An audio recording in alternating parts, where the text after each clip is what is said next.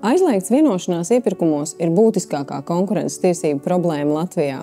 Dati rāda, ka katrs 10. uzņēmums ir gatavs iesaistīties konkurences pārkāpumā, jo tā var gūt papildu peļņu, bet tā ir īstermiņa uzņēmuma domāšana. Uzņēmumiem domājot tikai par sevi, netiek domāts par patērētājiem, ka šī iemesla dēļ saskaras ar sadārdzinātām cenām.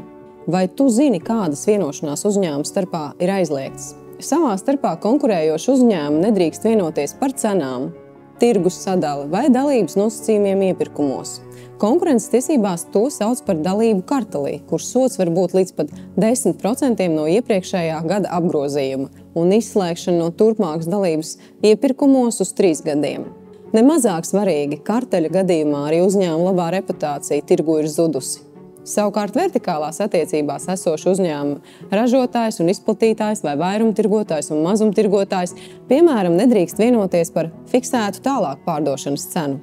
Par dalību aizliegtā vertikālā vienošanās uzņēmumiem var tikt piemērots sods līdz 5% no apgrozījuma. Lai uzņēmumi savas nezināšanas vai neuzmanības dēļ neiesaistītos aizliegtās vienošanās, aicinam uzņēmumu izmantot konkurences padomes izstrādātos pašnovērtējumu rīkus vai pieteikt uzņēmumu izglītojošam semināram.